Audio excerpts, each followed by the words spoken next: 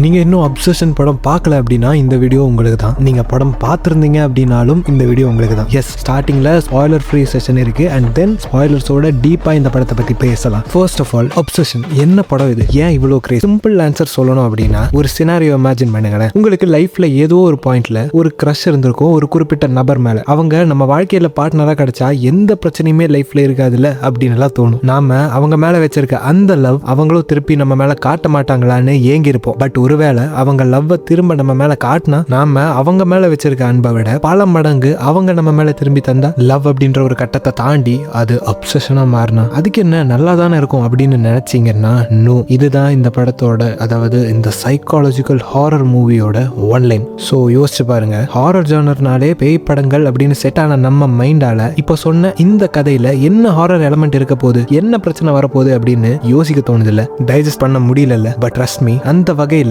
இந்த படம் அவ்வளோ ஃப்ரெஷ்ஷா கிரியேட்டிவா இருக்கும் with lot of surprises and engaging elements. 1.25 மணி நேரம் தான், ஒரு சின்ன செட்டப்ல தான் ஆரம்பிக்கும். பட் பயங்கர விறுவிறுப்பா கொண்டு போற வகையில பல எலிமெண்ட்ஸ் இதுல இருக்கு. சும்மா திடீர்னு ஜம்ப்ஸ்கேர் எலிமெண்ட் வந்து பயமுடுத்துற மாதிரி எல்லாம் இல்லாம, வயலன்ஸ் ஆர் கோரை மட்டுமே காட்டி பயமுடுத்தாம எமோஷனலா நம்மளை யோசிக்க வைக்கிற மாதிரி கதை வச்சும் ரொம்ப ரிலேட்டபிளான கேரக்டர்ஸ் வச்சும் தான் இந்த படம் மூவே ஆகும். அதுதான் இந்த படத்தோட வெற்றியும் கூட. பொதுவாகவே தமிழ் சினிமாவில் லவ்வுக்கும் அப்சஷனுக்கும் நடுவில் இருக்க அந்த ஒரு இடைவெளியை எக்ஸ்ப்ளோர் பண்ற ஒரு லாங் ஃபேசினேட்டிங் ஹிஸ்ட்ரி இருக்கு. பல கல்ட் கிளாசிக் எடுத்துக்கிட்டாலும் சரி, இப்போ வர மாடர்ன் ஹிட்ஸ் எடுத்துக்கிட்டாலும் சரி, ஹீரோ அவன் விரும்புற பொண்ணுக்காக எக்ஸ்ட்ரீமான கட்டத்துக்கெல்லாம் போற மாதிரி தான் நிறைய படங்கள் நம்ம பார்த்துருக்கோம். பல நேரங்களில் இது ஒரு பியூர் டிவோஷன்னு ரொமான்டிசைஸ் பண்ணியிருப்பாங்க. பட் இந்த படம் அப்படி பண்ணாம கிளிஷேவை பிரேக் பண்ணி சினிமேட்டிக் கோல்டன் ரூலான ஷோ டோன்ட் டெல் அப்படின்றதுக்கான ஒரு அப்சல்யூட் மாஸ்டர் கிளாஸா அமைஞ்சிருக்கு.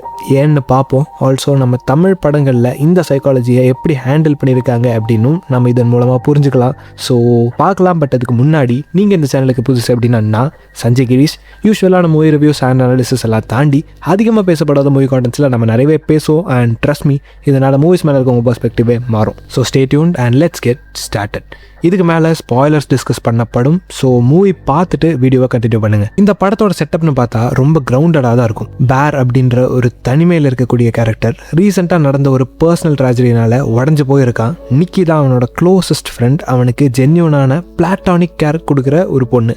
ஆனால் பேருக்கு அதுக்கும் மேலே ஒன்று வேணும் ஆகிட்டு இருந்து அவன் அவளோட லவ்வராக நினைக்கிறான். மனிதனோட சுயநலமான சிந்தனை தான் இது சைக்காலஜிக்கலி. ஒரு அழகான விஷயத்த பார்த்தா அதை முழுசா தானே சொந்தமாக்கிக்கணும் அப்படின்னு நினைக்கிறது தான் நம்மளோட ஒரு கொடிய குணம். இதுதான் பேருங்கிற கதாபாத்திரத்துக்கும் வருது, அலாங் வித் லஸ்ட். இது எங்க ப்ராப்ளமா மாறுது அப்படின்னா, ஒரு குறிப்பிட்ட நபருக்கு நம்மளை பிடிக்கல அப்படின்ற பட்சத்துலையும் அவங்கள விடாம அவங்கள ஃபோர்ஸ் பண்றது தான் இங்கே பிரச்சனையே. பட் இந்தியன் மூவிஸ் காலாகாலமாக இதை தான் லவ் அப்படின்ற பேரில் காட்டுது நம்ம ஆடியன்ஸுக்கு. அண்ட் நாமளும் அதை தான் நம்பிட்டு இருக்கோம் blindly. So coming back to the story, Bear ஒரு லோக்கல் மிஸ்டிக் ஸ்டோருக்கு போய் 1 விஷ் வில்லோ வாங்கி ஒரு ஆர்வத்தில் ஒரு விஷ் மேக் பண்ணுறான். அப்போ இந்த படம் ஒரு டெரிஃபைங் கொஸ்டினை கேட்குது. நம்மளோட டீப்பஸ்ட் மோஸ்ட் செல்ஃபிஷ் ஆசை ஒன்று இருக்கும்ல, அது நிறைவேற்றப்பட்டு அதுவே நம்மளோட ஒரு கிரேட்டஸ்ட் நைட் மேராக மாறினா என்ன ஆகும்? அண்ட் நீ என்ன விஷ் பண்ணுற அண்ட் அதோட வீடியோ என்ன அப்படின்னு தெரிஞ்சுக்கோ அப்படின்னு இந்த படம் உணர்த்துது. நம்ம பேர் அனலைஸ் பண்ணும்போது இது உங்களுக்கு டீப்பா புரியும். நிக்கி இல்ல, அவன் தான் இந்த ஸ்டோரியோட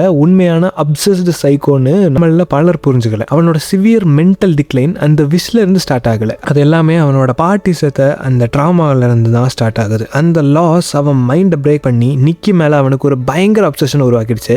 அவளை அவனோட ஒரு என்டையர் வேர்ல்டாவே ஆக்கிட்டான். அவனோட சந்தோஷம் துக்கம் அவனோட சேவியராகவே அவளை மாத்திட்டான். படம் இதை பியூட்டிஃபுல்லி காட்டுது. அவன் கேட் செத்ததும் பேர் அப்சல்யூட் சைலன்ஸ்ல சஃபர் ஆயிட்டு இருப்பான், சோகமாக தான் இருப்பான். ஆனால் நிக்கியோட இன்ஸ்டாகிராமை ஸ்க்ரோல் பண்ணிட்டு இருக்கும்போது அவகிட்ட இருந்து ஒரு கால் வரும்போது ஃபோன் லைட் அப் ஆகும், அவன் முகமும் லைட் அப் ஆகும். அங்கதான் நம்ம அவனோட ட்ரூ புரோக்கன் செல்ஃபை ரியலைஸ் பண்ணணும். இது அவன் மேல எவ்வளோ டேஞ்சரஸ்லி டிபெண்டா இருக்கான் அப்படின்னு நம்மளுக்கு சொல்லுது. லேட்டர் இந்த ஸ்டோரி நிக்கியோட உடம்போட சுதந்திரத்தை பறிச்சுட்டு பேர் அந்த வரத்தை கேட்டதும் அவளோட செயல்கள் சாதாரணமா இல்லைன்னு அவனுக்கு ஆழமா தெரிஞ்ச அப்புறமும் கூட அவன் அந்த சூழ்நிலையை தனக்கு சாதகமா யூஸ் பண்ணிக்க முடிவு பண்றான். முதல்ல மற்றவங்க கிட்ட இருந்து நிக்கியோட கிரேசி பிஹேவியரை மறைச்சு உள்ளுக்குள்ளேயே சரி பண்ணிடலாம் அப்படின்னு நினைச்சாலும் விஷயங்கள் கைமீறி போக அவனோட அப்சஷன் அவன் கண்ணை மறைச்சிருச்சு. நிக்கி கொடுமை அனுபவிச்சுக்கிட்டு இருந்தாலும் தான் ஆசைப்பட்டது கிடைச்சிருச்சுங்கிற சந்தோஷத்துல அவன் வாழ்க்கையை கண்டினியூ பண்ணான். செத்த பூனைக்கு ஒரு சடங்கு பண்றது, அந்த பூனையை சமைச்சு அவனை சாப்பிட கட்டாயப்படுத்துறது, முழு நாளும் ஒரே இடத்துல வெயிட் பண்றது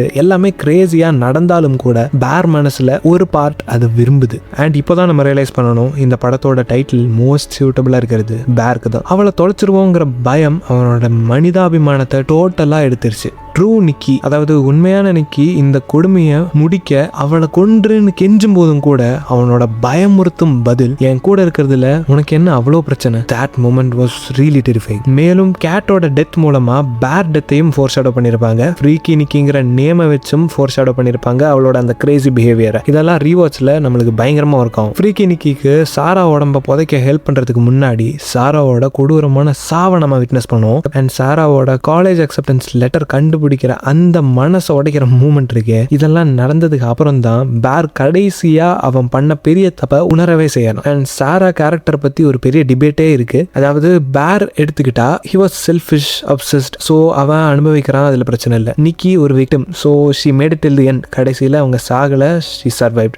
பேரோட ஃப்ரெண்ட் கேரக்டர் எடுத்துக்கிட்டா நண்பனுக்கே துரோகம் பண்ணிட்டு இருந்த ஒருத்தன், ஃப்ரெண்ட் கஷ்டத்துல இருந்தும் உதவி பண்ண முன் வராத பேராசை பிடிச்ச ஒருத்தன், and he's dead. பட் சாரா ஒண்ணுமே பண்ணலையே. she was trying to help பேர் ஒரு டாக்ஸிக் ரிலேஷன்ஷிப்ல இருந்து. பட் அந்த கேரக்டர் அநியாயமா கொடூரமா இறந்து போச்சு. ஸோ டிபேட் என்னன்னா, இந்த டெத் சாரா கேரக்டருக்கு டிசர்விங்கா? ஏன்னா ஒரு சிலர் என்ன சொல்றாங்கன்னா, என்ன இருந்தாலும் நிக்கி அண்ட் பேர்க்குள்ள அவ வந்திருக்க கூடாது, பிரிக்க நினைச்சிருக்க கூடாது அப்படின்னு. But end of the day toxic ரிலேஷன்ஷிப்ல இருந்து காப்பாத்த தானே சாரா அப்படி பண்ணா. உங்க பெர்ஸ்பெக்டிவ் என்ன அப்படின்னு கமெண்ட்ஸ்ல சொல்லுங்க. Did she deserve this death? Okay, anyways இந்த சாராவோட டெத் தான் பேரை மாத்துச்சுன்னு சொல்லணும். இல்லைன்னா இன்னும் அவன் நிக்கிக்கு விடுதலை கொடுத்துருக்க மாட்டான். அந்த ஃப்ரீக்கி நிக்கியோடவே இருக்க டாக்ஸிக் ரிலேஷன்ஷிப்பை என்ஜாய் பண்ணியிருப்பான். மேலும் இன்னொரு விஷயம் நீங்க கவனிச்சீங்கன்னா தெரியும், பேர் ஒரு கோழை, தன்னோட காதலை சொல்ல தைரியம் இல்லாத ஒருத்தன். சம்பந்தப்பட்ட நிக்கியே உனக்கு என்ன பிடிக்கும்னா இப்ப சொல்லு அப்படின்னு சொல்லியும் கூட பயந்த ஒருத்தன். இதுக்கு இன்னொரு எக்ஸாம்பிள் என்னன்னா, அவனோட கடைசி நிமிஷங்கள்ல கூட வலி அனுபவிக்க பயந்து போய் கண்ணால ஷூட் பண்ணாம பில்ஸ் எடுத்துட்டு சாகிறது தான் ஈஸின்னு முடிவு பண்ணி அப்படி செத்துருப்பான். ஸோ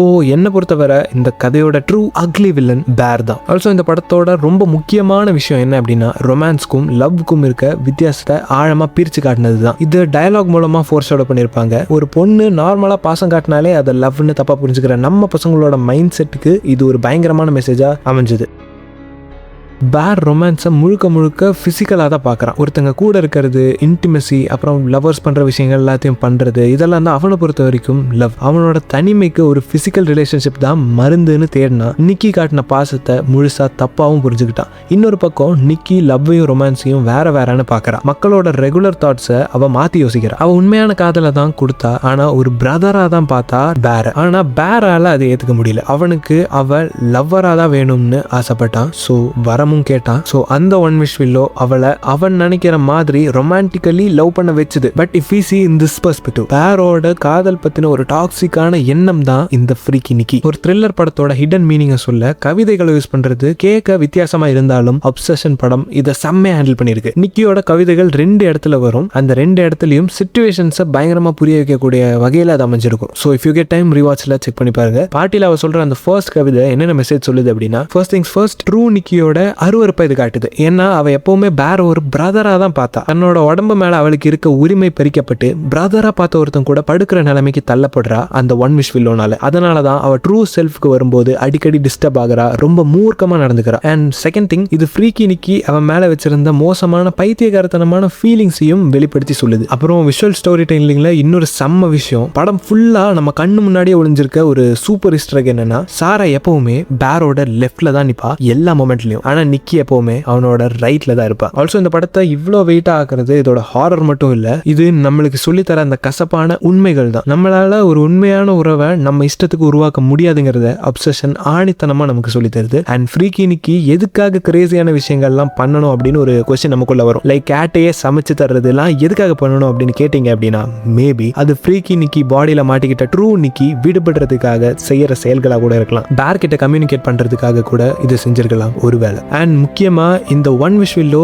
ஒரு சபிக்கப்பட்ட ஒன்று ஆர் விஷன் நெகட்டிவாக கொடுக்கக்கூடிய ஒன்று அப்படின்லாம் பலர் சொல்கிறாங்க. அப்படிலாம் இல்லை. படத்தில் காட்டினபடி ஆன்லைனில் பலருக்கு அண்ட் பேரோட ஃப்ரெண்டுக்கு அண்ட் அந்த ஷாப் ஓனருக்கு எல்லாருக்கும் அது விஷன் நல்லபடியாக தான் செஞ்சிருக்கு, கான்சிக்வன்சஸ் இல்லாமல். பட் இங்கே ப்ராப்ளமே நம்ம வில்லன் பேரோட விஷ் தான். அது நம்ம புரிஞ்சுக்கிட்டே ஆகணும். So that's it for now. இன்னும் படத்தில் நிறையவே ஈஸ்டர் எக்ஸ் அண்ட் டீட்டெயில்ஸ் இருக்குது. பட் மோஸ்ட்லி படத்தோட கோர் ஃபிலாசபியை கவர் பண்ணணும்னு நினச்சேன். ஐ பிரிட்டி மச் டிட். ஸோ உங்களுக்கு தெரிஞ்ச நீங்கள் நோட்டீஸ் பண்ண டீட்டெயில்ஸ் வேறு ஏதாச்சும் இருந்தது அப்படின்னா அதை கமெண்ட்ஸில் சொல்லுங்கள். Will discuss. Meet you in next video. Until then, it's Sanjay Girish signing off.